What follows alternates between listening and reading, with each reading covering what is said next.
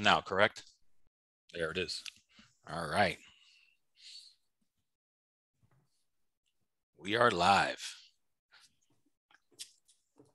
So we'll just give a few minutes just for the folks to start to make their way into the session.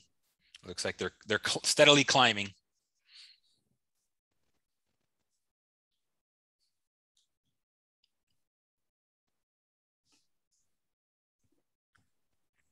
All righty.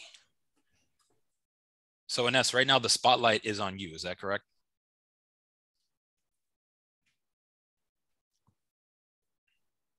No, it's not on me. Oh. There's no particular spotlight right now. Just whoever talks will be on. Okay, got it. Right now it's you. Maybe, yeah, maybe. I just want to make sure everybody's seeing what we're seeing. And to all our participants entering the room, thank you so much for joining us today for a very special webinar with our good friends across the pond, Film London. This is Get Animated in 2022, presented by the Miami Media and Film Market and Film London. So thank you guys so much for joining us today. We're going to have a very animated discussion. And that won't be the first pun of the day. Adrian, as you're well aware. I am. Excellent. All right, I think we just give it another minute because we're already, looks like things are filling up pretty quickly on the participant side. So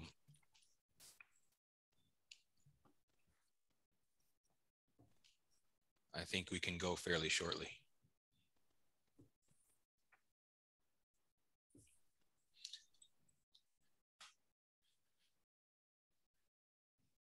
Patty, are you okay to do the first welcoming remarks, or you want Joe and then yourself? Or yeah, I'll introduce Joe. You'll introduce Joe. All right, excellent. Our fearless leader. All righty. And so to all our attendees, if you do have any questions, I believe you can use the chat screen and we'll try to get to them as soon as we can. So just make sure you use that functionality. And as a reminder, at the end of the panel, we are going to switch to a meeting format and allow the guests as well to see each other and interact with some of our speakers who'll try to stay on as well as long as they can to try to maybe do some brief meet and greets and just get to know our audience a little better as well. So make sure you stay to the very end because it's going to end the way we usually do, Patty, except if we'd be at the Biltmore bar, but we're not, we would be having a couple of cocktails and talking about the sessions of the day. That's right. We'll be at the Biltmore bar in July, hopefully. For now, it's just water. Yes. Well, good morning, good afternoon, good evening, everybody. I'm Patty Arias, JL's fearless partner and EP of MMFM. And I'd like to welcome everybody here today and thank all of our, speakers, Adrian Wooten, who's part of our MMFM family, Fred Ziebert, we're so honored to have you here, Peter Lopez and Jorge Otero, muchísimas gracias y bienvenidos aquí. And now, without further ado, I'd like to introduce the president of Camacall, who makes all of this possible, Joe Chi. Take it away, Joe. Joe? Oh, you made him disappear. Yes. That's the magic of animation. There goes the second pun of it. It's going to keep going. So, okay. No, I was just in the process of unmuting, and I think I pressed the stop video button. But thank you very much, Patty, for that great introduction. And you can see as the fearless leader, I'm trembling right now. I would like to, first of all, introduce Camacall really quickly. During the pandemic, which all of us experienced very similarly to the film and television and media industry, we also took the opportunity to be able to grow. While many of the chambers around the country and around the world were basically paralyzed because they could not understand that, or they could not be flexible enough to work in this new and challenging environment. Camacall, what we did was we actually expanded. We expanded from being the most prominent chamber, Hispanic chamber in the state of Florida, and from having approximately 30-something international alliances through our hemispheric Congress to now, as we emerge from the pandemic, to being the largest alliance of chambers in the country with over 300 chambers of commerces in our alliance. And at the same time, our international alliances have expanded from 30 something to over 250 alliances internationally. And I'm saying this because, like you guys, we also took advantage of the situation to be able to expand, to look at the possibilities, and that's what we're here for as leaders, all of us here. I would like to say that animation is super important. Animation nowadays, of course, is used, as we all know, in film and television. It is also used in education. It is also used in many other fields, including the high-tech fields, into different mobile apps and things like that. But one of the things which I would like, and of course, electronic gaming, which is very important, of course. I just visited the Vegas eSport complex a couple of weeks ago just to see what was happening in that environment. And it was very interesting because I believe companies like Netflix and Disney are also looking into that environment because right now, Disney and companies like Disney and companies like Netflix are basically fighting over tens of millions of subscribers or clients. And then if you look at the electronic gaming environment, you're talking about hundreds of millions of subscribers in there. And, you know, we're wondering maybe what are we doing? How can we plug into that? Now, not only that, I also believe that animation can be very key, a very important key to what Jeff Zuckerberg did recently when he converted his company name Facebook to Meta because of the metaverse. He made a $10 billion bet on the metaverse. And I believe that animation will be a key element to the metaverse, especially when we're talking about an alternative universe where we'll be using avatars, and animation will absolutely be key there. So thank you all very much for being here today. And we look forward to embarking with MMFM on this journey with you into expanding the key elements of animation. Thank you. Awesome. Thanks, Joe. Really appreciate that. Fantastic. All right, ladies and gentlemen, so we are going to start our presentation by introducing our amazing partners and co-hosts. We've done so much over the years in the traditional live action space, both in film and television, and it is a great pleasure to partner with them on their new global animation strategy, which we'll let our good friend Adrian Wooten talk about now.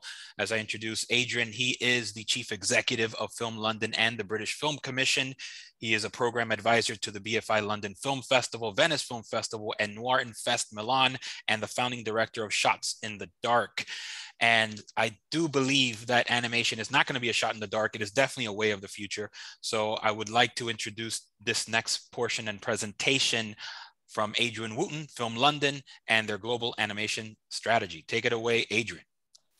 Thank you very much, JL. It's a real pleasure again to be with you virtually, to be with old friends, with Joe and you and Patty and an old friend, Fred. It's lovely to see Fred here as part of that, and to meet new friends as well. So it's with Peter and Jorge, and so it's a real pleasure always to work with Miami media film market. As you said, we've done lots and lots of things over the years, and we continue to do things, not just domestically, but internationally. I've had the pleasure of Patty's company in Spain very recently on a mission that we did with the Spanish film industry, film and television industry. So it's great to continue that and to particularly focus on animation. I should ask your lovely colleague Inez to put up the presentation, and I'll run through this slide deck, which gives some context to Film London and also some context to the work we're doing on animation. When she does that, I'll start to rattle on. Probably starting with Film London whilst Inez gets the presentation up. I think that might be the show, somebody's show reel. I'm not sure.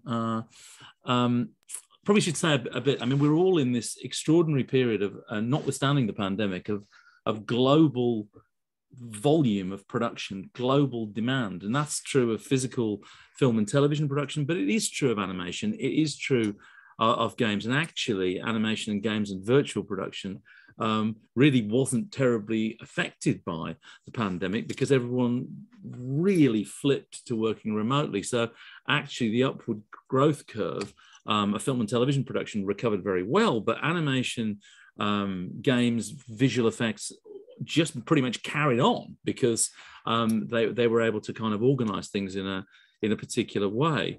From our point of view at Film London, the British Film Commission, what we've seen is this extraordinary period where a huge amounts of activities going on, a massive economic growth in our sector. Despite the pandemic, we put protocols in place, COVID protocols in place, and that meant that apart from a few months, we've basically carried on with film and television production in every facet, including animation and interactive games, throughout this entire period. And we've never seen such scale and such demand. I wonder, Ines, can you get the slide presentation up, please? If that's possible. Fantastic. Thank you very much. So that's the first slide. That's me. And if we carry on to the next slide, this is the context I'm talking about. Yeah, this is what Film London does. Film London is the capital screen agency. It has a national division in the British Film Commission. It basically does all the things you'd expect a film commission to do, except unusually, Film London doesn't just do film, even though that was their original title. It does film, it does television, it does animation, it does games. We are involved in archives, cinema exhibition, talent development in every kind of facet, i.e. if there's anything in terms of the creative industries, particularly the moving image in London and linked to the rest of the UK, we are engaged with it. We basically touch it, work with it, work with the industry, work with the talent, work with the partners, work with the investors, and actually also work with all the organizations that aren't necessarily film production themselves, but are affected by it, for location filming, for giving permissions, for road closures, for police, transport. We offer a complete kind of service. And as it says there, we act as a kind of global champion for our industry. But that's not us being aggressive and competitive in that sense. Of course, we have competitors, but what we really believe at Film London, I think Miami, the relationship we have with Miami bears this out. We believe in intelligent competition, intelligent collaboration. We believe in forging partnerships, forging relationships where all of our industries benefit. We've done this in the US, obviously, but we've done this around the world. We recently signed a new agreement with the Spanish Film Commission. We have agreements with Frankfurt, we have agreements with Italy. We have all kinds of agreements in place to make sure that we all benefit. This global boom is for everybody. And the global boom for everybody means that we can and should work together because creative talent really isn't interested in borders. Creative talent isn't interested in regulations. It's interested in collaboration, connection, and creating fantastic content. And also in that context, we're all about talent development and diversity. Diversity of people, diversifying our population, diversifying our talent. We have a fantastic equal access network, which is devoted to recruiting the diverse young people of our wonderful communities of London and the UK and giving them new opportunities. And we also very, very much are focused on environmental sustainability and how we can green our industries and make them sustainable for the future. So that's the context of what Film London does. And if we have the next slide, you'll see what it means in economic terms. Sorry, can you go back one, please? I'm not going to dwell on this. That one, yes, thank you. I'm not going to dwell on this, but it's an extraordinary time for our industries. We had an increase of 180% in the television alone that was shot in the UK last year. It's an industry that's currently worth nearly £5 billion to the UK economy and is growing at an exponential rate. And when you add on the value of games and you add on the hundreds of millions of animation, this is one of the few sectors of the British economy, but actually the global economy, that's really, really doing well, that's creating the opportunities, that's providing the chance for young people to get in, that has the opportunity to have all kinds of creative partnerships and global linkages. It's not politics, bureaucracy, barriers, borders really don't apply to our industries. they may interfere and irritate other industries, but they don't stop them. And our job is to make sure that we make all of this as porous, as connected as possible, which is why it's fantastic to work with Miami, fantastic to work with Chemical, because I know they share those objectives and those beliefs. And I know the other panelists are global in their thinking and their outreach. But let's move on and now go to the next slide. If I've given you the context, animation in London. Animation is, for us, animation is about talent and the creative talent, the creative companies.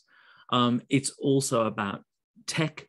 It's also about wealth creation. Again, I mean, it's a very, very important component of our creative industries. We have tax credits that are specifically devoted towards animation, an animation tax credit. We also have a children's television tax credit, and our main film and television tax credits, and this is an important point I should stress, our main film and television tax credits also allow you to claim the tax credit on animation for animated feature film and high-end television series that incorporates animation. So it's not just one tax credit, it's actually multiple tax credits that offer benefits for the animation industries. And this just indicates how much money and how much employment that the industries generated. Next slide, please.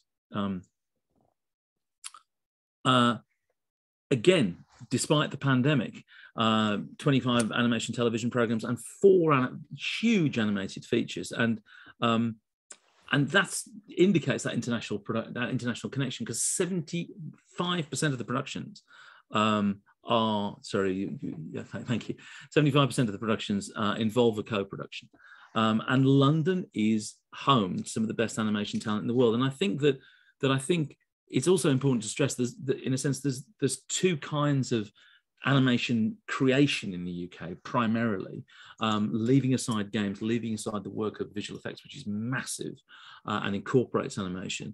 And we have obviously one of the biggest concentrations of visual effects companies in the world. But we have fantastic boutique animation companies developing IP, developing fantastic series, being commissioned to do things. And then we also have huge service operations where global companies like DreamWorks and Disney actually either base their production in the capital, or they transport huge amounts of works to the likes of companies like Jellyfish, which are currently at an incredible size and stretch because of the volume of what we call service animation that they are contending with. So London and the UK offers the opportunity to talk to really brilliant creative talent and people who want to develop IP, develop merchandise, do interesting things in animation, but also are also servicing huge multinational corporations with big content. And I've been on other panels like this where I've talked to very senior executives from Disney. And I've said, well, okay, there's the tax credits, there's you like working in London, but what brings you here? And it's always the T word. It's talent that they want to access, that they want to work with. And fostering that talent, nurturing that talent is what we're all about. Next slide, please. Just to say about us in animation, we are the only agency actually in the UK that has a dedicated animation specialist, has a dedicated focus on animation. And that led, and his name is Julian Scott. He's on. I'm sure he'll post in chat his email and contact detail. They may be on the end of this slide. But if you have questions, if you want support, you want help, you want information about the tax credits, you want to work with the UK, whether you're based in Miami or whether you're based in any part of the US or elsewhere, then come and talk to us, because we committed to the animation industry that we would provide more focus, more support, more promotion. And that's what we started to do from June 21. That's what we're doing now, which is why we're so glad to partner with Miami. We're going to be back here in July with Kidscreen and working with the media, the Miami Media and Film Forum with an animation focus. And we're promoting animation in that way. We also should emphasize, again, animation and diversity. And one of the particular strands we've been looking at in terms of animation is how we engage talent from the disabled communities of the UK. And that's a very important strand. It is, of course, about race, but it is also about other kinds of diversity and inclusion. And that's one particular area of emphasis that we've focused on. And my colleague who runs our Inward Investment Business Development Program, Helena McKenzie, who's also on this call, is particularly passionate about and focused on, and I'm sure she'll put the contact details up if you want to find out more about that as well. Carrying on to the next slide. Well, why Miami? Well, we love Miami. We love our colleagues in Miami. We have a fantastic relationship. We've collaborated for so long. With Kidscreen being here, with the Miami media film market being here, it seemed like a no-brainer to bring some of our animation talent to Miami in July to engage. We've done this before. We've done it in another place. We did it in Vancouver, and it led to people setting up new offices. And we also know about Miami as a gateway to Latin America, and that's another important opportunity for our animators and our animation companies. It's all about creating new connections for Film London, and animation is not excluded from that at all. So we'll have studio visits, one-to-one meetings at the Biltmore, I believe, and networking opportunities. We've had an incredible success with our business delegations over the years, and this will be our first real-life business delegation since the pandemic began. And we've chosen to work with Miami because you're such fabulous partners, and we know that we'll get the support and collaboration that those animated talents deserve. Carrying on. I think this is where I pause, and just to give you a flavour of the rich range of content that is produced in the UK and particularly in London, let's show the animation showreel. This is London.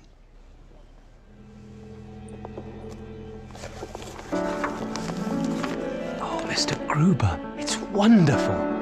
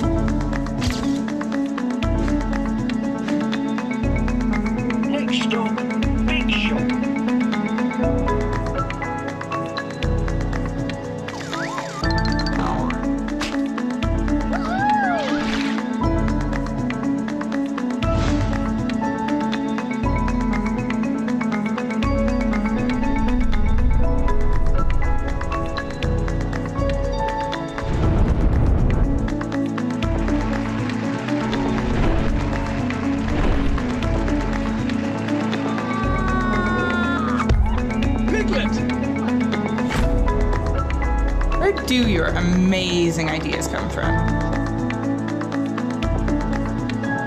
Let's get painting! Let's do business. My voice-activated device.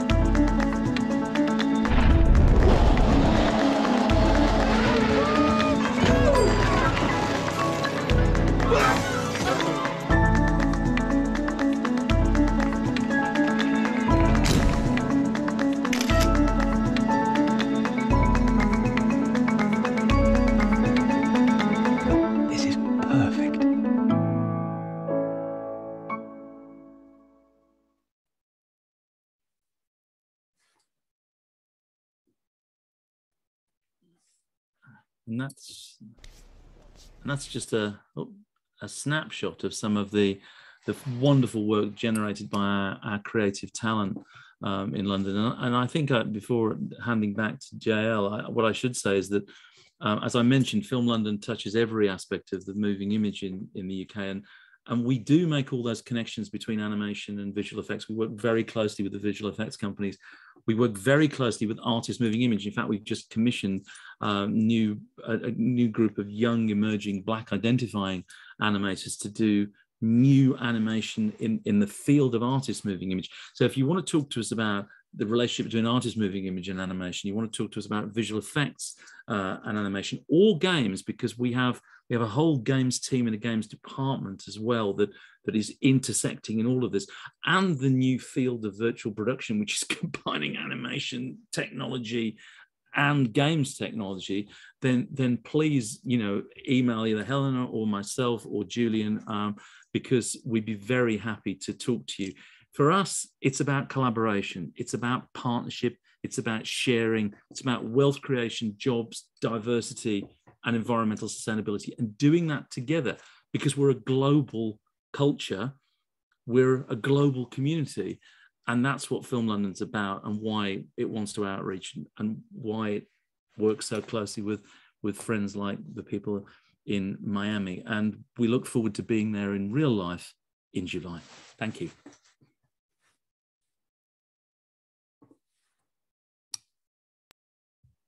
You're on mute, Joe. That's gotta love live events, right? Anyway, thank you so much for that, Adrian. We really appreciate your amazing presentation, your passion, and the enthusiasm that you've shown, and your partnership with us over the years. So we're very excited to welcome your first live delegation since the pandemic started to Miami, where we do have an industry as well. It's a bit younger, it's a bit wilder, it's a bit like Miami itself in many respects. And so with that, I definitely would love to introduce our amazing panel for today. Adrian will be joining us for this as well, but we're also going to be joined from some amazing animation professionals from Los Angeles, Miami, and Bogota. So first, I'd like to introduce someone that I've known for many years now, and who's also been so kind with his time and his wisdom and everything that he has to share with his many years of experience. Mr. Fred Seibert. He's a gentleman whose credits and achievements really have made him a true legend in animation, and really a visionary in television branding. We're talking about from the very first days of MTV and Nickelodeon. This is also a gentleman who's been executive producer on such major hit animations like Pendleton Ward's Adventure Time, Bravest Warriors, Butch Hartman's The Fairly Odd Parents. I mean, just Castlevania, just the list goes on and on. Almost as big as his record collection, how many credits this gentleman has. So Fred, thank you so much for being on the panel today. I'm thrilled to be here, JL, as usual. Anything I can do to help people find their way through our industry is something that I've dedicated my career to. Absolutely. Thank you so much, Fred. So before we introduce our other panelists, you have a show reel as well. So I just want to give the audience a sense, of the work that you've done since the beginning. And so let's go ahead, Ines, when you can, and let's show Fred's reel.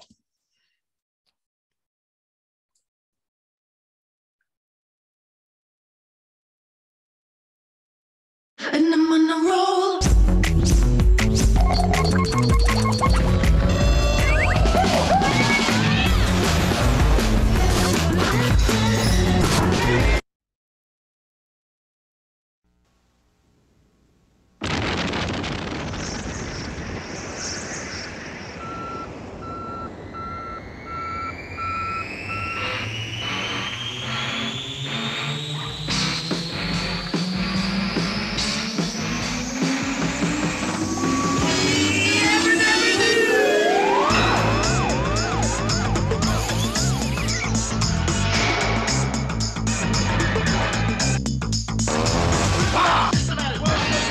Lifetime. I like all countries, a bunch of goose.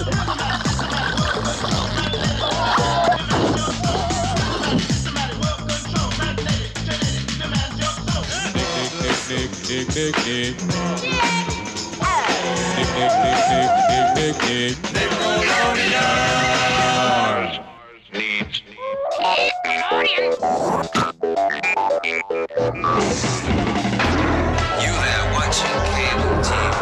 Are you the life of the party? Showtime's got live! Showtime! I'm gonna buy me a bulldog, baby. I'm gonna chain him at my feet.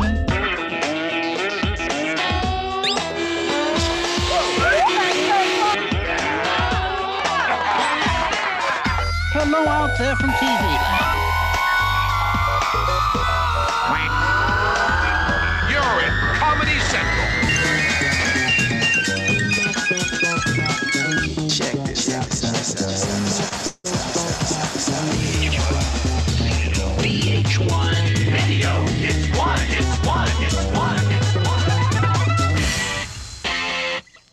heaven is on earth when I look at you.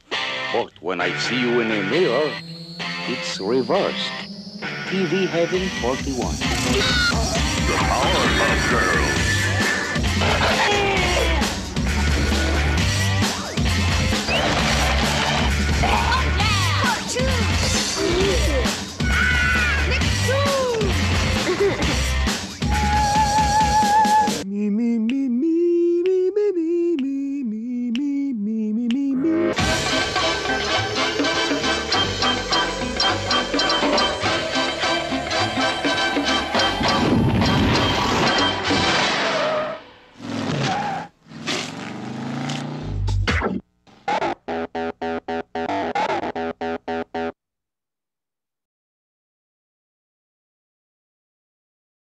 All righty. Excellent, Reel. Thank you so much for that, Fred. That last little stop motion looked familiar. Was that you getting run over by a car on the street? That was me getting run over. It was a special event for a party that somebody threw for me, and I appreciated getting run over. Yeah, that's nothing like your friends to show you exactly how to treat you, right? That's incredible. So, but Fred, you know, so much I want to get into with you, and obviously in the history and body of your work, and sort of what your perspective is on sort of the current state of affairs in the future for this industry. But I do want to introduce our next series of panelists, unless the commissioner is here. If not, then I'll go ahead and introduce iCartoons. So here we go. These next group of amazingly talented animators and producers are based in Miami and Bogota. They have worked with Discovery Inc., Nat Geo Kids, Nickelodeon, Cartoon Network, and Televisa, with more than 20 years of experience in the world of business and creativity. We have with us Jorge Otero, Peter Lopez, and Adino from iCartoons. Welcome, gentlemen. Thank you. It's a pleasure to be here. Muchas gracias por estar con nosotros. So as I did with Fred, before we jump into the conversation, I just want to show your highlight reel as well. And then we can have some fun talking about this very, very fun world of animation. So Ines, go for it. And I'm on a roll.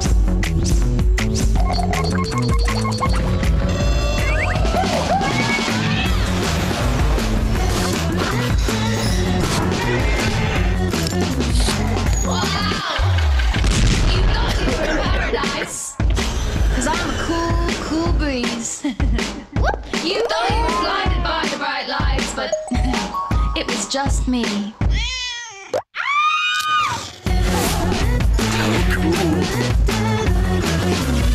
And I'm on a roll.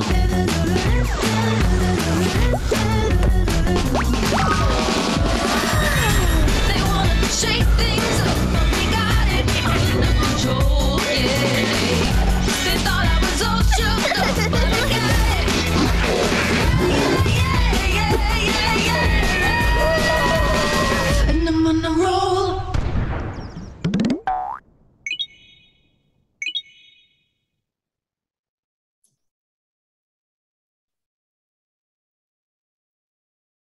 Awesome. Thank you so much for that really, really exciting reel.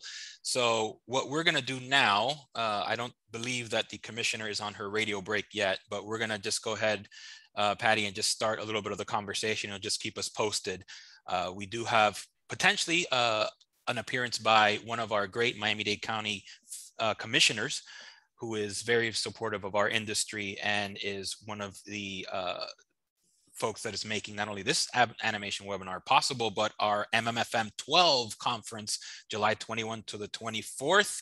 So that is my plug. There'll be many more. Make sure you go to miamimediafilmmarket.org for all the latest news and notes, but registration should be opening soon. All right, let's start this panel off. Fred, I want to just go back to you and, you know, just kind of encapsulate a little bit for us, sort of your history in the animation industry and sort of what got you to all some of those great achievements that we saw in that reel. Great. Well, I sort of backed into animation accidentally on every level at every point. I was one of the co-founders of MTV back in the early 80s. And I had a boss who was determined for us to reinvent the world. And one of the things I asked him was MTV going to have jingles, you know, like they did in old Top 40 radio? And he was like, oh no, that's a terrible idea. And so I said, well, what should we do instead? He goes, well, how about this? Let's think about an animated cow. And all of a sudden, an axe comes down and chops off his head, and the head falls on the ground, and you see the veins bulging out, and he's, you know, breathing, and he opens his mouth and vomits. And in the vomit is our logo. And I thought to myself, I guess what he's telling me is we can do anything we want. Anything is possible. Now, I had never worked in animation before. And at the time, you know, it was the beginning of very computer-generated, fancy Star Wars kind of things. And, you know, I'm a bit of a contrarian, and I happened to see a stop motion video of a Ray Charles song. And I went to my boss and I said, I don't think we should do all this fancy stuff. And he goes, why not? I said, well, you know, we're different than everybody else, and everybody is doing computer generated animation. We should do stop motion. Like, I don't know if anybody remembers, but there was a show in the 50s and 60s called Gumby, which is a very popular children's show. And he looked at me like I was a little bit crazy, but sure enough, we went and started finding stop motion animators around the country. There are only a few left. To this day, there are only a few. And we started doing that kind of animation, which led us to independent animators across the world. And just in the first couple of years that I was there, we worked with dozens of independent filmmakers from around the United States and the world. And it gave me a taste of the fact that animation people don't think like everybody else. And I looked at that as a positive. And for the next 20 years where I did commercials, we always looked at it from a different perspective. And then I got sort of sick of being in the advertising business. I didn't do really well with clients. I am a bit of a contrarian, and advertising clients, you know, tend to go for the mainstream. And I got a call one day from Ted Turner's company. Ted Turner is the man who invented, most famously, CNN, especially today, the value of CNN, but also Cartoon Network. And he had just bought the world famous Hanna-Barbera cartoon studios. And someone on a whim called me up and asked me to become president. And I told them, look, you know, I'm flattered, but, you know, I've never had anything to do with cartoons. I looked at them when I was a child. I stopped looking at them when I was 12 years old, when the Beatles came to America. And I've never had anything to do with anything other than wiggling logos around for Nickelodeon and MTV. And he said, well, look, Hanna-Barbera has not had a hit since 1981. So we need, and they're losing money. The studio was losing tens of millions of dollars. And we need a new approach to thinking about things. Maybe you could do that. And to make a very long story short, I decided, when having first turned it down, that the idea of working at a world famous studio that I had been driving by for 20 years and fantasizing what went on inside that building might be an interesting change of pace for me. So all of a sudden, after having produced one or two comedy specials, I walked in the door of the Hanna-Barbera studio the first day as the president of the company. Wow.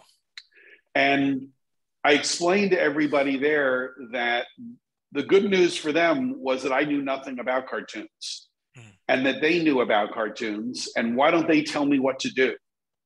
And immediately people started to quit. They were scared of somebody who didn't tell them what to do. They were used to having a situation where people gave them orders.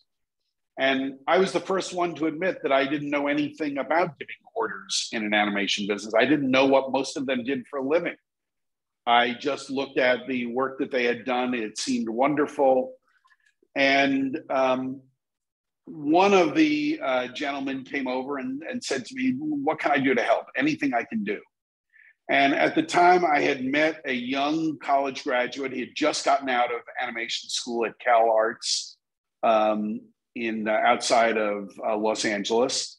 He had a wonderful show, but he had never been involved in a television series. He'd made a couple of short films as a student. And I put together this older veteran with this younger person, and the beginning of my cartoon career started because he had hired a bunch of young people from his college classes to be on his show. And I was just about to launch what was really the first major development program in cartoons in years. I got Ted Turner to commit $10 million for us to make 50 short films, just like in the old days of theatrical cartoons, of Looney Tunes, of Tom and Jerry, of Mickey Mouse. And I invited the entire world. We put out releases to everyone in the animation world around the world to come and show us their storyboard for their short cartoon that they believed could be, one of the great cartoons. We made all of those cartoons, and out of there came 6 hit series after Hanna-Barbera had been hitless for 10 years. We had Johnny Bravo, Dexter's Laboratory, Courage the Cowardly Dog. The Powerpuff Girls was probably the most internationally famous of that bunch. Those creators have gone on to become the great veterans of the United States animation business. And when Ted Turner decided to sell his company to Warner, what is now Warner Media, I liked working for a genius, lunatic entrepreneur like Ted Turner, but I knew I wouldn't do really well in the corporate world. And so I went back to my friends at MTV Networks and Viacom, now Paramount, and asked them, what could we do together? And I set up Frederator Studios. Fred, I want to jump in there now that you went to Frederator Studios, because you've said so much to now that it's just, and it's really, and I'm saying that in a really good way. No, I understand. Because we have actually Commissioner Regalado with us now, and I think so much of what you said in terms of highlighting independent filmmakers, giving them that time to incubate and create their work, really has spawned an entire industry that is now multi-generational, and we've been working on that for the past 12 years with the MMFM and now in partnership with Miami-Dade County. So I'd love to introduce the commissioner now. And first, thank you, Commissioner Regalado, for all your support in our community as well. No, thank you. And I hate to interrupt, Fred. I was actually, no, it's okay. I was actually having a flashback to the Flintstones and Yogi Bear when you were talking about Hanna-Barbera. Some of us remember those cartoons very, very well. And I won't even get into MTV because there's an entire generation of people who don't remember. I actually remember watching the first video when MTV started.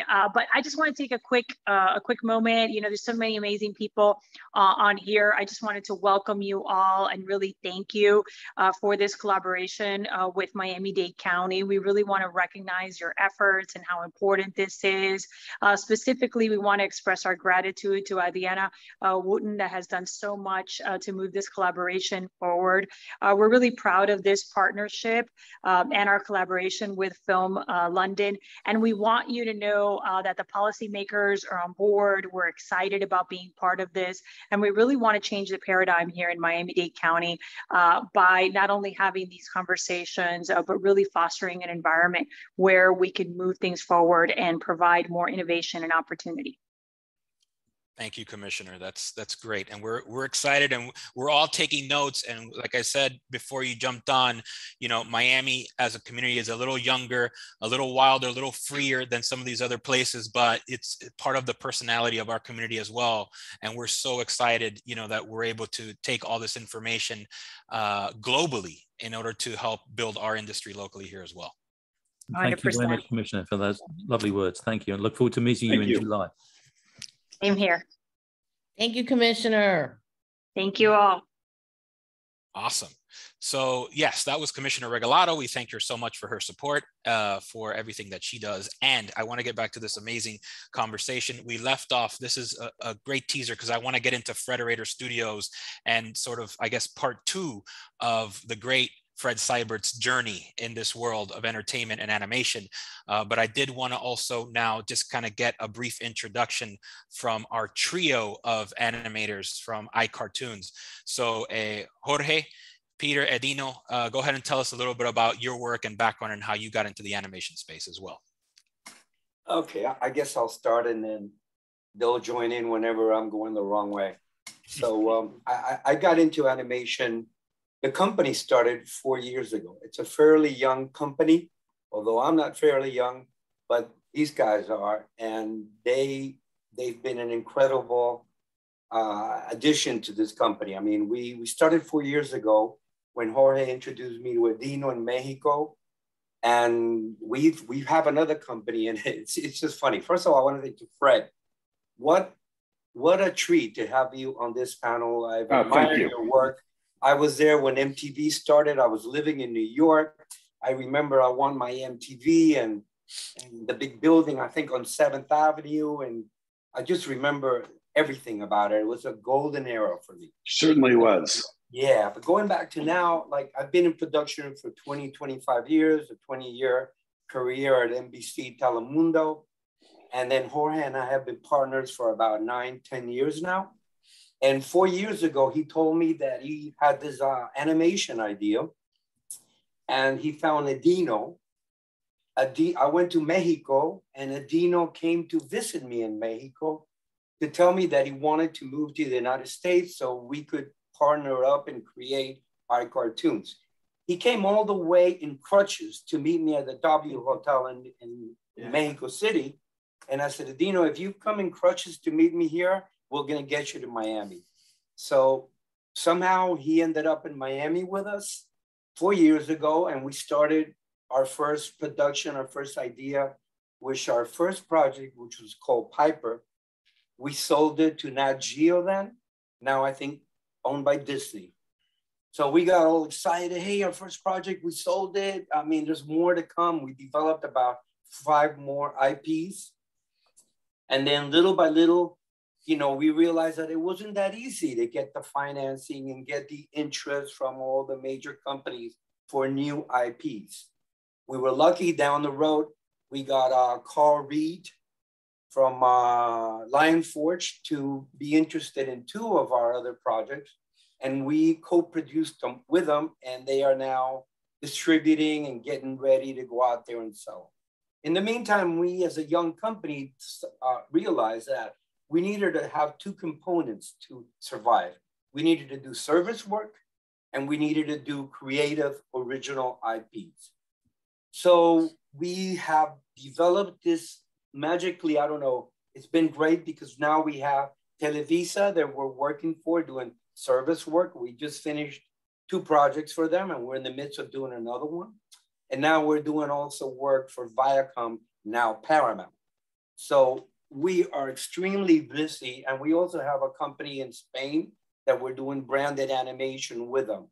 So we've been really busy with the 2 things, and we're gonna reach out to London to see how you guys can also help us with some of our new ideas. And this is great. I mean, I could go on, but we're just gonna give you part 1 because we're not ready to do part 2. But I'd like Jorge to talk a little bit about the philosophy behind the content that we want to create. Okay, thank you. So yeah, we as a young company, we are trying to, present to the world our DNA. We are a Latino company. So we believe that it's a great opportunity in these times to tell Latino stories with our DNA, but considering the importance to tell stories with global relevance, to speak to the world, in a unified languages. And we believe that animation has that potential. And recently we just saw a few series of fantastic like Maya on Netflix and also Encanto that are now including our heritage, our DNA And we believe that Miami has a great opportunity to do that. But one of the biggest challenges for us is to find, the right professionals to fulfill that level of the industry to be competitive. And luckily, Edino came from Argentina. We have a great relationship with many artists in Mexico. I came from Colombia, and doing a really deep scouting, and it's a hard work to find the right people to work with. But luckily, we have been built a great studio in Colombia that they helping us into the production. Our challenge here is to make this content global and to find the right partners to put our content outside. As Peter said, we have been building relations with different networks such as Paramount and Cartoon Network and Televisa in Mexico, and providing services. We have the opportunity to grow, to learn, and to improve our skill as a young company. Edino is honestly the heart and the creativity of this company. He's had been directing all the production that we have. He's the one with more experience in our company, and he's the one who is tweaking all the elements in our company, and who has been teaching as well our colleagues in Colombia and Mexico to put the content to the international level. Edino, anything to say? Okay. No. I'm very grateful to have a great partners to sell my talent, and now I just enjoy the work and all the things are happen.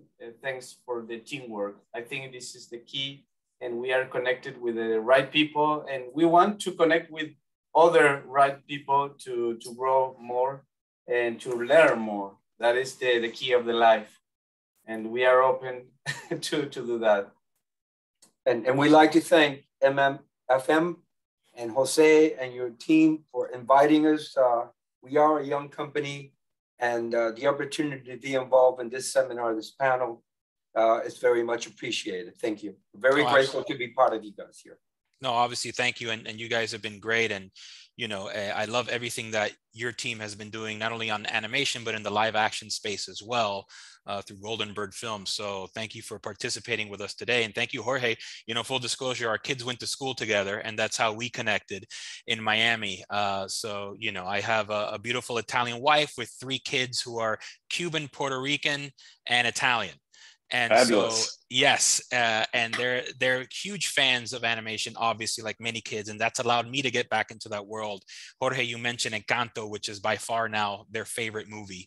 And so now we're starting to talk a little bit about how these pieces, these very sort of disparate pieces of, the American market, what Fred sort of has represented, the Latino market, what you guys represent, what's going on in the UK and Europe and Adrian, and how we kind of start to now bring these worlds together in the spirit of collaboration and the future of this industry. So I want to throw it back to Adrian. There was a question from before that we didn't get to, Adrian, that was addressed to you. So if you can answer that and then just kind of expand on how, UK talent and Miami and Colombian and LA talent can start to collaborate and forge new relationships.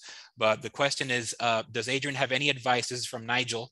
Any advice for screenwriters who don't want to direct to get into animation, whether that's meeting directors or connecting with animation production companies or anything else he might suggest?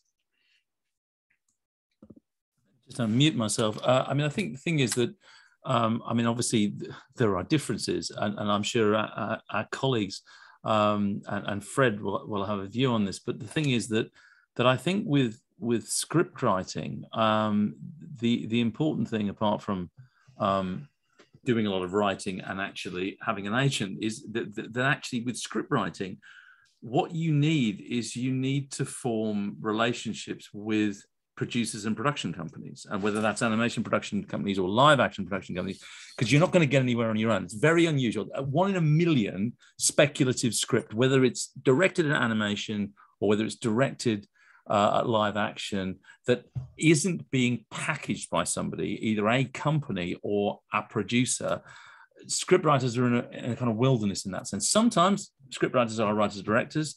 Sometimes scriptwriters are writers and directors and producers, but normally they're writers first, they're writers and directors first, and it's somebody else that has to do the heavy lifting to get them the money for development, because development is the key here, is that, it's actually somebody paying a scriptwriter to actually work on that screenplay in order that it is able to be translated. And we do have in London, we have a production finance market that looks at speculative projects. But again, a production finance market, which runs every October during the London Film Festival, that is designed for producers who bring us projects that have already got a package of the financing in place and some of the key elements in place. We also have an IP market called Upstream, which is for much earlier stage of projects. And that's something where a scriptwriter can come with an idea, that we put them in front of panels and talk to people. And we've just had our latest version of Upstream. But my general advice, and I'm sure our other professional on the panel would say, that my general advice is, if you're a scriptwriter, apart from taking every piece of advice you can, is to forge relationships. And when and whether it's a treatment or whether you're writing a screenplay, you've got to try and cultivate relationships with companies and with producers, because ultimately the producers are going to get the cash. They're the people who are going to get the cash. They're the people who are going to get you the development support for you to be able to realize it, because otherwise you're kind of going nowhere. It can be, British television has some differences, and British television has a history of making scriptwriters giving them more of a starring role. And of course, high-end television also has showrunners that can be scriptwriters as well now. So there are some differences, but by and large, starting out, scriptwriters need a producer. Even brilliant scriptwriters who become showrunners and are creating a whole show need that financial backing, and normally need to be umbrellaed by an entity that nurtures them and supports them. So that's what I'd say, that they need to start from that perspective. Absolutely. Thank you, Adrian. So, obviously I'll throw it back to Fred now, who is an expert in nurturing talent. What sort of advice would you give for someone? And in terms of the animation space, a lot of folks feel like in order to be in the animation space, you have to know how to draw, you have to know how to animate. But are there other ways into telling those types of stories? Oh, completely. It happens that I have specialized over the last decades in animation artists who write their own material. And that is a very unusual subset. In fact, networks are fond of telling me that animators don't know how to write. I explain to them that most writers don't know how to write either. They know how to type, which is, much different. Most everybody is not good at creating characters from scratch that people want to fall in love with. And I talk all the time about the fact that I'm actually not a great reader of scripts. I don't read well. And even looking at storyboards sometimes is challenging for me. And when somebody pitches me an idea at the end, all I want to know is, am I in love with a character? To me, our emotions of how we feel about things are really important. It's one of the reasons that I think that the streamers, some of them are having a hard time, because no one is in love with their streamer. They fall in love with characters. So the reality for a screenwriter, whether that person is an artist or not, and whether they want to be in animation or not, is, can they create great characters? And the only way that they can create great characters in their writing is to keep writing. There are a lot of people who come to us and they say, I have a great idea. And I give them the same advice that I got when I wasn't even a young producer. I wasn't a producer who wanted to be a producer. So I went to a big producer and I said, what do I need to know? We have lots of ideas. And she said, everyone has ideas. Not everyone can execute. And this is a business of execution. And whether that execution is drawing or writing, somebody has to be able to take their idea and write it in such a way that we fall in love just from the page. And usually what that takes is writing more scripts. I always suggest like coming up with 100 different ideas, writing as many of those scripts as you can, because just like everything else in life, what's the latest cliche is you have to spend 10,000 hours doing something. And most people think if they write a script, they've done their job.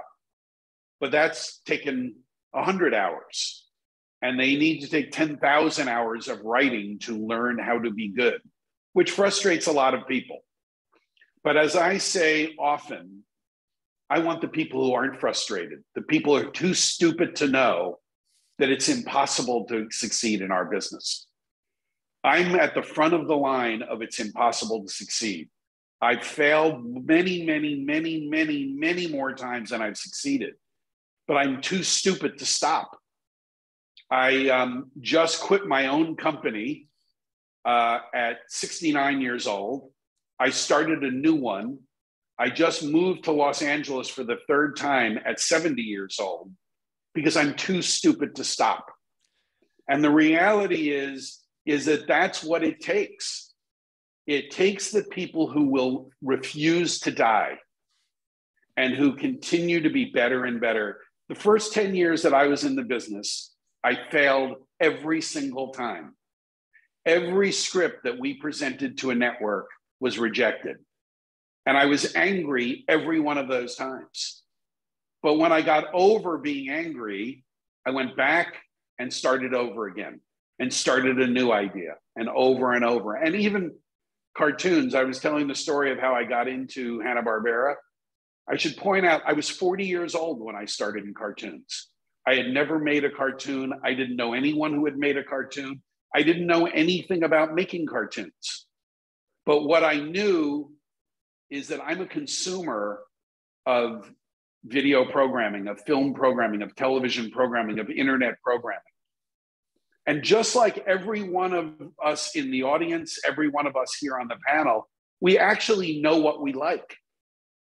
And I operate not on what the marketplace wants, but on what I want. And I'm a commercial-oriented guy. I want to be successful. I want to be top of the pops. I want to have popular things. But in the end, we're a very, very small shop. My current shop is 3 people. And what we operate on is, what is it that we have to do? Not what is it that HBO Max wants? What is it that Discovery wants? What is it that Cartoon Network wants? I have no idea what they want. And frankly, neither do they. Every day they change their minds, right? So the only thing we can do is work on what we think is special. I joke all the time that our specialty is working on commercial things that no one else realizes are commercial. It took us 5 years to find a partner for Adventure Time. It took us 10 years to find a partner on Castlevania. And even if I have to wait that 10 years again for the next project, and I'll be 80 years old when that project is ready to go, I'm ready. Because we believe in the things that we believe in. We believe in our creators. We believe in their characters. We believe in their execution. And to get back to your original question, the scriptwriter has to write over and over and over again. Of course, they're going to believe in every piece of work that they do. But you just don't know when your time is right. And if you don't keep going and keep improving and keep looking for the next idea, you won't be ready when the marketplace is ready for you. No, that's a great point, and so much to unpack there. Thank you so much, Fred. But now, ahora I want to circle back para los Latinos, and a lot of what Fred said in terms of, it takes a long time to become an overnight success. Y por tantos años, for so many years, the Latino experience, the Latino culture has tried to break through into the mainstream. And, I believe Moira, who's on the chat, mentioned earlier that the Spanish-speaking market represents hundreds of millions of voices and people worldwide that want to see their stories told.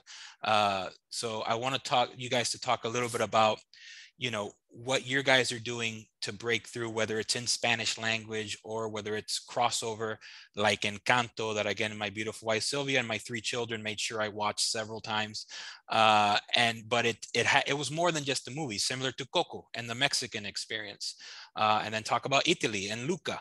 So, you know, what more than just the business side of it, how is it important to get those stories and those specific cultures out into the mainstream?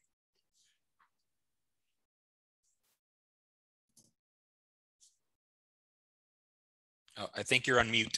Yeah, I'll talk a little bit quickly about the last question, because there's a lot of script writers, people with ideas out there, and especially in the Latin stories about Latino, Hispanics, Latin America. And what we've tried to do little by little is open the gates so people feel comfortable coming to us, whether they send an email to our website or that they come here. It's about establishing relationship with new creatives. And we constantly try to do that. And we've had people that come here maybe once a week, twice a week. They pitch ideas to us. And we see if it's something that could be a fit with our DNA. And if it is, we help them to develop it in many different ways. So for us, as iCartoons, we're open to listen and to work with new creators and young talent to develop new ideas that reflect our culture, our DNA, and what we stand for. Now, getting to the other question that you asked, do you want to handle that one? Yeah, I wanna extend a little bit your answer that, yeah, we are open to receive, you know, new ideas to discover new talents.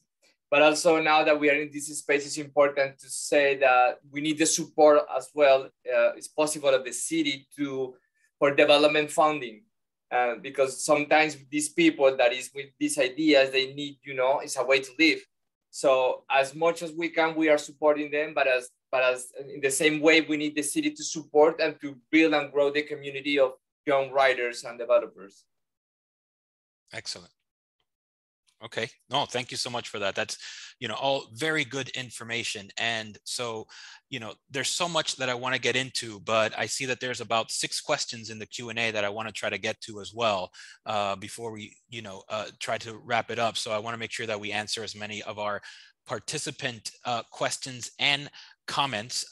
We have one here just came in from Joey Didio, who is Puerto Rican and also someone that Fred may know because he was actually the voice of Wheeler on Captain Planet, who's with us in the room today. So awesome.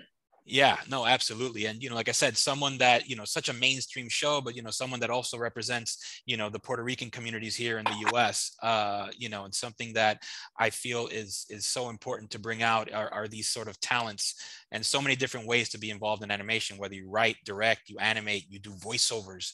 There just seems like there's more and more opportunities now for everyone to get involved in this industry. So thank you, Joey. One other thing about opportunity. One of the things that streaming has opened up is a whole new market for adult animation. There's a bigger volume. It's still small compared to kids, but it's getting bigger every day, every week, every year, where there's more and more opportunity. Animation is not doing anything but expanding right now. And it's expanding in all different directions. Yeah, no, it definitely is. And I think, you know, with the, and we'll get a little bit into the future of the business with the onset of all these global streaming platforms and how they're really trying to service the world. Joe mentioned it in his introduction as well, that there's so much opportunity there. So I'm going to switch a little bit over to the Q&A side. Rashid asks, can the panelists give us their perspective on video composting animation as recently used in the successful films like Loving Vincent or Flea that have been nominated for an Oscar this year? Any volunteers to take that one? Perspective on video composting animation. Honestly, I'm not sure what that means. Is it how video is working in live action? Is how animation and live action are working together? Right. Yeah. So we'll table that one. Rashid, if you want to get back to us with a little bit of clarification, we'll make sure to get back to it. I mean, all I'd say is well. I think Flea is a masterpiece. It's a really, really amazing piece of work, and to marry true life story, documentary about a refugee with such extraordinary haunting animation. It's one of the films of the year for me, and just shows how animation can be so much more powerful and evocative in a documentary context as well as a fictional context. So just a wonderful film is what I'd say. Yeah, I think documentary animation is it's been coming on. There was one about 10 years ago about Israel, and I think we're going to see more and more of that over the years. Yeah, definitely. Just another way to execute a story.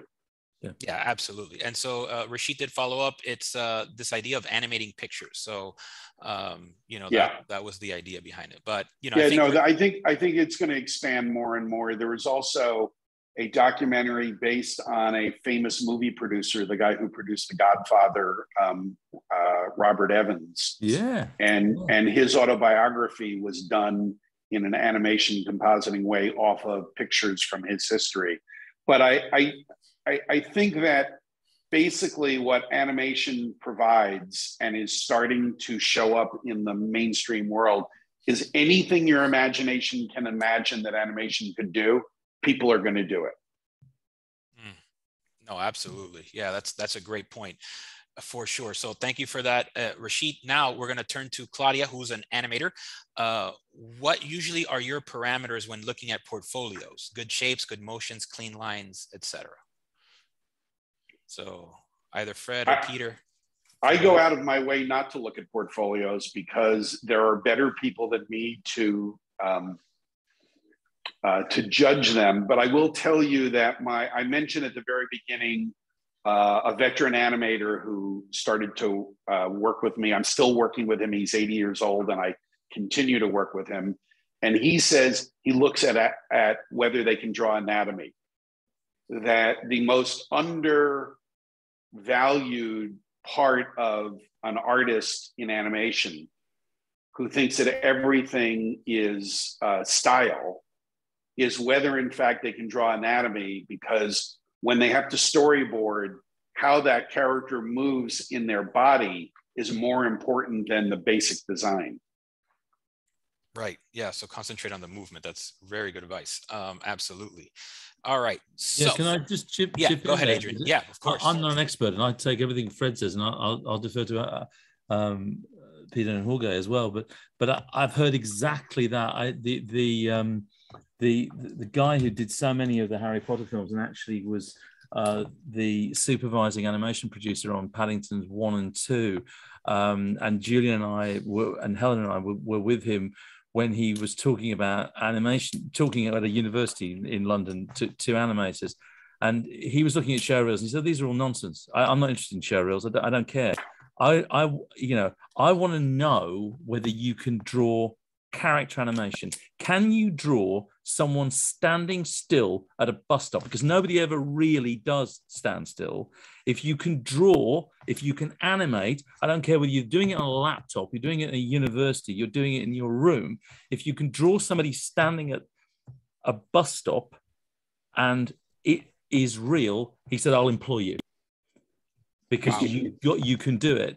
And the second thing he said was, and they have to want to do it in terms of the amount of cells they can produce in a day, because it's hard work. For sure. It's hard work. And actually, if you're lazy, you can't be an animator. You might be an artist. Fred, sorry.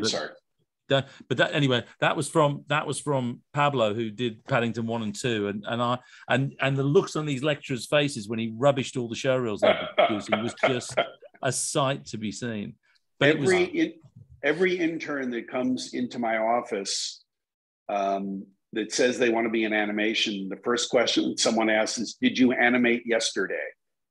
And if they did not, we are skeptical that they are going to be in animation, because unfortunately for them, if they want to actually animate for a living, they're going to be drawing 5 to 7 days a week for the rest of their life. And if they didn't bother to draw yesterday, who says that they're going to be able to draw tomorrow? Wow. No, that's great. Great point about the consistency and the pursuit of this industry as really a profession that you have to practice every day, almost like a martial art, essentially. And that's all great advice. So, all right, let's jump to a couple more questions. This is to the panel. What, in your estimate, has remained the same in animation over the last several years, and what has changed? This is, I guess, projecting into the future now, which I did want to touch on. What is going to change in the next several years? Nothing. It wasn't different before. It's not different tomorrow. Great characters, great stories. That's been true for the history of the novel for hundreds of years, and the history in film for 100 years. And it will be for the history of film going forward. Great characters, great stories. It was the first piece of advice I got before I ever produced a show. And it's the piece of advice I give to everybody every day. I think Fred's absolutely right, but Fred also did say earlier, it's expanding in every direction. And I think that's the difference. The difference is the insatiable eyeball interest in content has just gone through the roof. And it's not just to do with the pandemic, it's to do with the way we consume. And the thing that Fred's right about is that the reason we watch it hasn't changed, and the reason it's good has not changed, but the distribution outlets, the opportunities, and the use of animation, whether it's in documentary, live action, animated features, episodic shorts, video games, visual effects. There's never been more opportunities. The global market has never been bigger for animation, I think, and it's just going up and up. And I think so the principles that Fred's talking about, I think, are 100% the same and don't change. And that's true over whether it's a good film or a bad film. It's only going to be a good film or a bad film if somebody's written a brilliant script and you care about the characters and you're interested in the story, or that have drawn that, you know.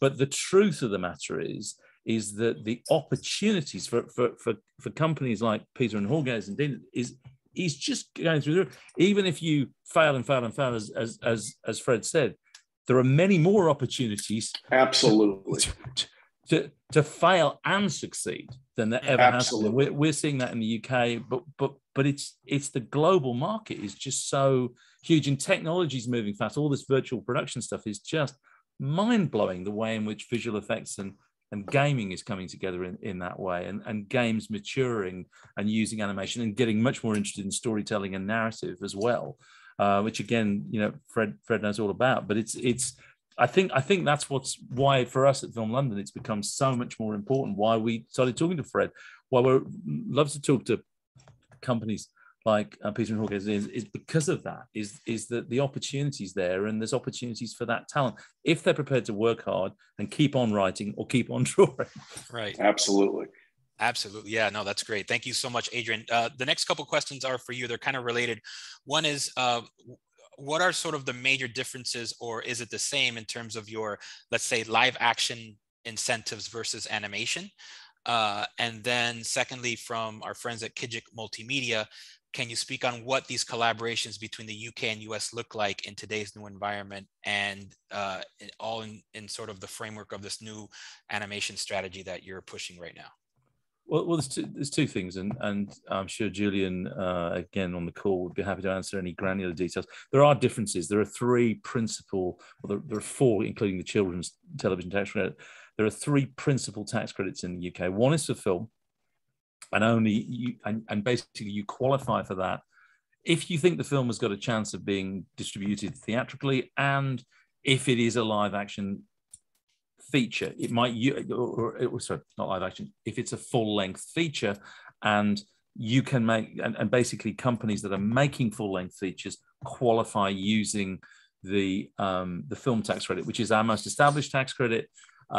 It's probably our most transparent and easiest to use if you're making a feature film. And that's what an Aardman will make, or a Disney will use if they're making an animated feature film in the UK.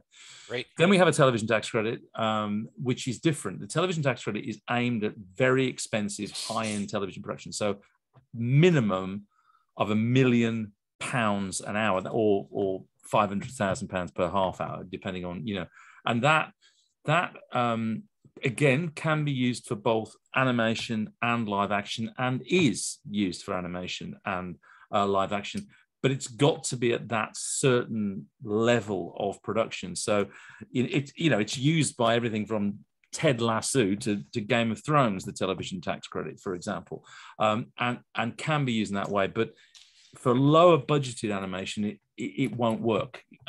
That's where the actual pure animation credit comes in, which is for things that are below £1 million an hour, and provides that additional kind of flexibility, really. So those are the three principal tax credits. There's lots of more information on our Film London website, on the British Film Commission website. You can ask us. We can go into all the granular detail on that. Yeah. In terms of the collaborations, well, I think we're very open. I mean, as I think I mentioned at the start, when we've done these trips before, I mean, what we've normally found is that the individuals, the animators, the animation executives, the companies have had several different kinds of interactions. It may be that they've taken a project that they want a partner to collaborate on and develop together, or they've been receptive to a project that the partner in that territory has that they think they can convert into a kind of global project together. It may be that there's a financing opportunity. It may be that the company, in our case, may be looking to set up a production company or a co-production company in that particular territory. So so it could be about financing. It could be about company collaboration. It could be about creative project collaboration. Or it could be that, a Miami company says, well, we want to make something in the UK. Can you help it? So there's a variety of opportunities, we'd say, and we and the companies that we're going to be bringing over are open to listening and talking. Wow, that's fantastic. And this session, as usual, as Patty knows, can go on forever because there's always so much information.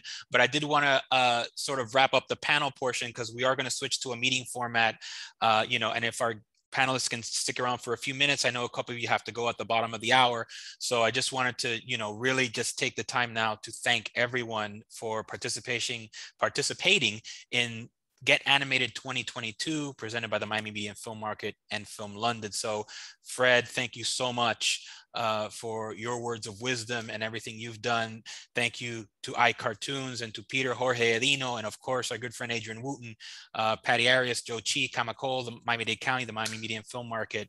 And so with that being said, Ines, let's go ahead and just switch into meeting format, and then a couple of folks who want to maybe ask some follow-up questions.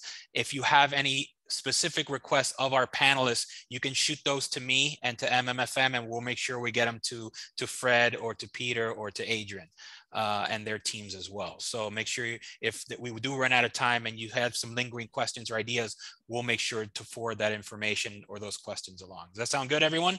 Perfect. And Perfect. Thank you, everybody. This was by far my favorite panel so far. You guys rocked it. It was so cool. Excellent. Thank you. Thank you, Patty. Gracias. Thank you, Adrian. Thank you. Thank you, you. Fred. Thank you. Awesome. Thank you, Commissioner Regalado and Joe. Yes, yeah. And obviously thank you to all our participants. Yes. Because I know that so many of you are still around and you're really stuck with us.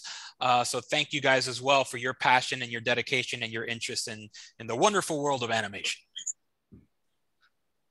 All right, so I think now, if Ines knows how to do that, we can switch to the sort of general meeting format, just so we can actually see some of our participants. But let me see if that's actually going to be possible. And while we're doing that, there was another couple of questions that were just kind of lingering, so we can kind of just spend the last couple minutes also doing that as well. Any alternatives to film festivals in terms of presenting animation projects? What do you advise? Anybody want to take that one? Instagram, YouTube. There you go. Absolutely. And I know, you've had much success as well, Fred, in the YouTube market. You bet. I read last night, it was interesting that now the #1 video of all time on YouTube with over 10 billion views, more than the entire human population, is Baby Shark. Yeah, it's crazy. It's crazy. Animation wins. And a catchy song. Animation and a catchy song is the combo. Totally. I've heard the song once or twice. I bet. And, you know, just speaking of that success, as you know, and I don't think we touched on it too much, but the idea that you can have a successful run on YouTube and then sort of break into traditional media, because now Baby Shark, as we know, is one of the hit animated series on Nick Jr. But even in other more obscure places, our show, Bee and Puppy Cat, we launched on YouTube as a short. We raised a record amount of money on Kickstarter to turn it into a series. And we've now done a new series that will debut on Netflix sometime probably in the second quarter this year. So building audiences for your work, no matter where you can build them, is critical to next steps. Wow. Yeah. No, yeah, it absolutely is. Yeah. Building your audience and knowing who your audience is, right? And I should point out that first short went out 9 years ago. And so it sometimes is a long haul, but as I said before, you know, when you know you have something that works, finding as many different ways as you can to build audience for it is critical in the modern world. Yeah. No, absolutely. Yeah. And a related question for you guys, do you foresee an expansion or contraction in the outlets for animated content, specifically animated comedy? And now that's something we didn't touch on too much in terms of sometimes does comedy cross over culturally and globally? And how do you kind of see that world? Well, I answered it with, Fred and I answered that in terms of it's an expanding universe, and you know, well, I certainly think it crosses over globally. I'd be interested in what our friends at iTunes think about, you know, because in terms of a non-English language, I mean, we all know about, you know, the success forever of things like The Simpsons or whatever. I mean, you know, the comedy does cross over. I mean, some of the stuff that Fred's done, you know, the Federated comedy stuff, and adult comedy animation, you know, crosses over. But certainly in an English language context, and the, you know, everyone talks about the US and UK's humor being, you know, dissimilar, but we love a lot of the same comedy. We really do. It didn't used to be that way, but two things broke the international comedy market open. Three things. The Simpsons for sure. Friends for sure. Right? And Fleabag for sure. Right? And The Office, I think, has helped. Yeah, and The Office too. Yeah. It used to be that humor was completely nationally based. Often that's true, but it is less and less true as the world globalizes.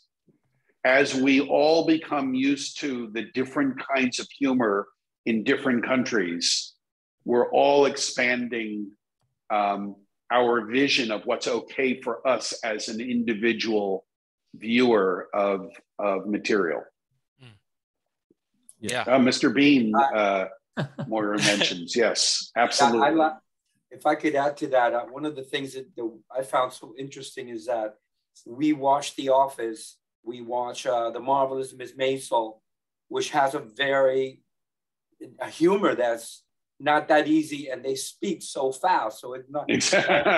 In our family in Venezuela and people in Colombia, that's one of their favorite shows. So at times I wonder, how do they keep up with the dialogue being so quickly? But it's just that it's getting more universal, and the jokes, everybody gets it, and that's going to be the new world. We're all going to be part of that, and it's exciting. It's exciting, the amount of content that's coming down the road. You know? Yeah. No, that's a great point. Yeah, the world is becoming smaller. and I think, JL, I mean, it's another area. I mean, comedy. I think you know, agencies like ourselves, we haven't paid as much attention to television, film comedy as a genre, both in live action and animation, as we would have done. And actually, that's another continuing extending for animation. That's another area for us. Another area of potential collaboration with Miami. There you go. We're looking hard at comedy, because I think that, you know, that because it is you know, and somebody said to me, and this was actually a board member of Film London, and Helen and I have been talking about this a lot, is that there's Julian, I think, finally. I think our meeting format finally kicked in there. Yeah. Hi, Julian. A senior producer who's on the Film London board of television comedy said, you know what? The television comedy, whether it's animation or live action, is something that every streamer and channel in the world wants, because it's much lower cost than high-end television.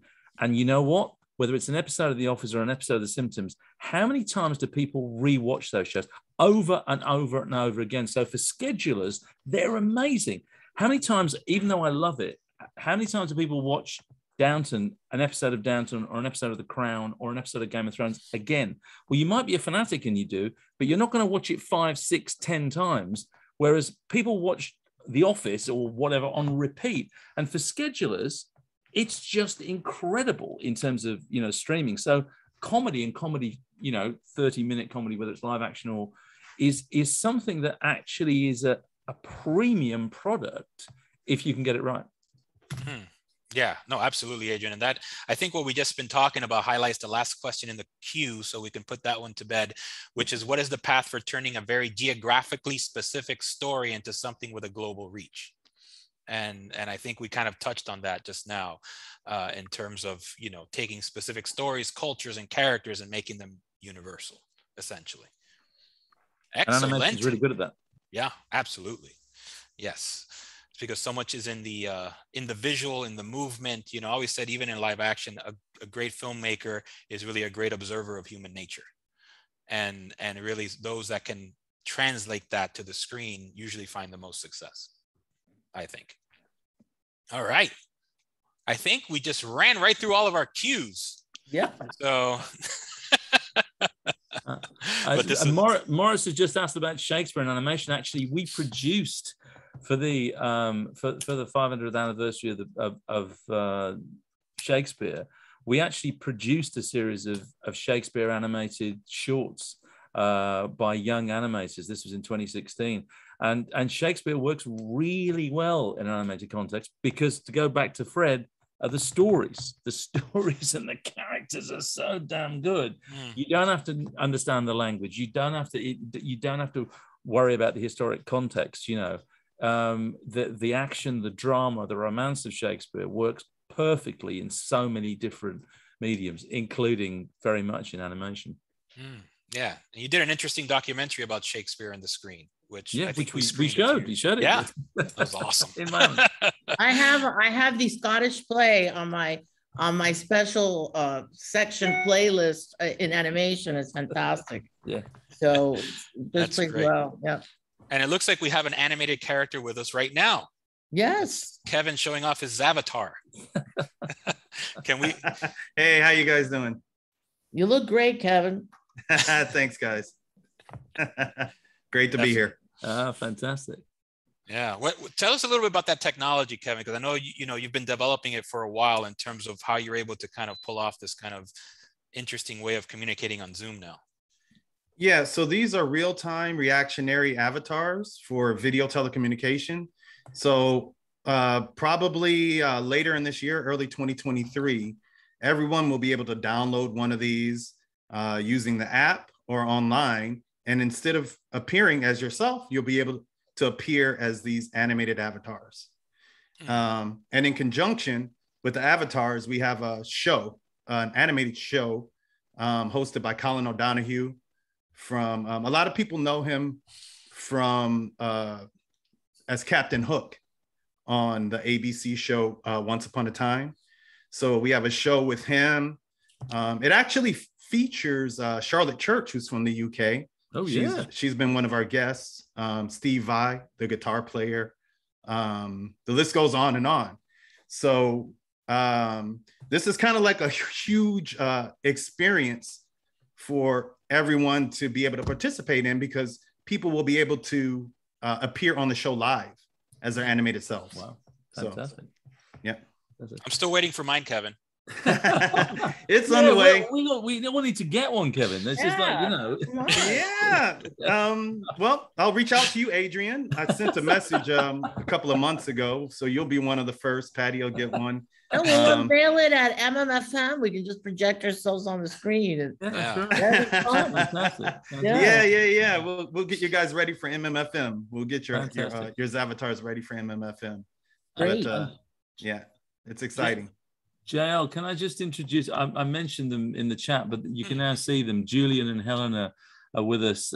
They'll be, part of the core team coming over to Miami. So if you got questions, if you got all the technical questions about animation that I can't answer or the tax credit, talk to Julian.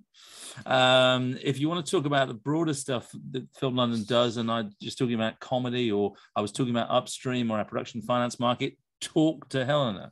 So they're there, and they're great repositories of knowledge to draw on. So please reach out to them. Absolutely, yeah, and thanks so much to Julian and Helen as well for helping to put this event together. And we definitely look forward to July. It's going to be awesome.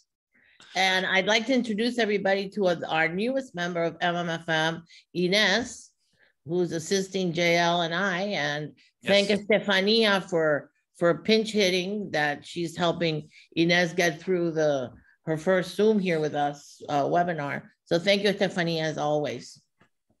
Yeah, thank you guys for all the support. Patty. Thank you. Absolutely. So yeah, I think this was one of the better ones that we've done virtually. Oh my God, it was great. This was fantastic, and we definitely, I think, made it all work. The guys from my cartoons, man, you guys look so cool. I love everything you said, and how you were. It's really, really entertaining, and the comedy. I've always loved comedy, and here in the United States and all over the world, like Only Murders in the Building has just taken everything by storm. And Call My Agent, with which one of our friends now is doing in the UK. Yeah. But I started watching that years ago, and somebody was saying about how fast people speak, and in Call My Agent, I speak French, but that's like super fast French. And it has been just extremely popular. So I love this shrinking of the world, and then we're all looking at different projects and opening our minds and our hearts to what tells. I mean, I love what Fred said. You fall in love with the character, and then you fall in love with the story. That is so cool. Yeah. Thank you, everybody. Absolutely. And Fred did have to jump off at 12:30, which he let us know about. So that's why you can't see him anymore, but he had to jump to another meeting. But yeah, I think everyone did a spectacular job. And, just so Film London knows, obviously, iCartoons will be one of the major companies that your delegation will be meeting with in July. They've been gracious enough to participate and to also, hopefully be part of the MMFM and part of the FAM tour as well. Great. Fantastic. We'll look forward to meeting you all in person. We're looking forward to having you visit us, and we'll be ready, and we thank you. And again, Jose and the crew from MMFF, you guys, thank you for inviting us. This was a treat. Oh, this has been really, really amazing, guys. Really amazing. No, absolutely. And it'll be more amazing when I get my Zavatar, Kevin. It's on its way. Check your email. I'm going to keep nudging. Is that how it comes? It comes in an email? It comes in an email. That's right. Do you have to try it on like a suit? Like, is it tailored? Yeah, we want to get it just right. That's right. Slim mine down, okay? Whatever you need. I'd like mine to have hair, actually, is what I'd like. We already started yours, Adrian, and it has an afro. You have an afro in it. Oh, there you go. Yeah, I lost some of mine, so maybe we can create some kind of a wig or something for everyone to try on with my old hair. Yeah. I was thinking about old-fashioned rock star kind of long, but I'll tell the guys to change it. Okay, I got it. The notes are in. Absolutely. Yeah. Speaking of Rockstar, I know that you still have your vinyl collection. Obviously, Adrian and Fred, he mentioned, had a huge one until he got rid of it. But there's so much to dig into the world of music as well. That we may have to do a whole webinar just on music and the movies one time. That's a great idea. We got to jump off to go to another meeting with Paramount, but thank you. We got to run. Oh, absolutely. Yeah, we're just Bye. hanging now. So thank you so much, Peter, for everything again. Gracias a ustedes, Thank you, Jorge. Peter. Lino. Gracias, Nice to gracias, meet you Jorge. guys. Gracias, everybody. Yeah. Bye. Thank you. Gracias. Well, Thanks, guys. There's Helena. Yep. It's been a blast. Yeah, See you absolutely. soon. See you soon, guys. It's gonna See you very soon. gonna be really fun, I think. Yeah, it's going to be Really- great. Enjoy the rest of your days and evenings. Yes. Awesome. And so I think we'll wrap it up with that. And again, you know, we tease it a lot, but yes, definitely in July, the MMFM will be back the 21st to the 24th with Film London and a special animation delegation, in addition to all the fun live action stuff that we normally do. So miamimediafilmmarket.org for more info coming soon. But thank you guys again for joining this amazing webinar today, and to all our panelists, all our guests, all our participants, all the great questions, and even a Zavatar snuck in there. So we had it all. Thanks, All right, everyone. guys. Thanks, guys. I think we're gonna wrap it up. Thank you, Thank everyone. you. Bye, Bye, Dale. Well, everybody. beautifully hosted as ever. Thank you. Dale, you're the Bryce. best. You rock. No, thank you all. You're all amazing. Thank you. Bye-bye. Bye-bye. Bye.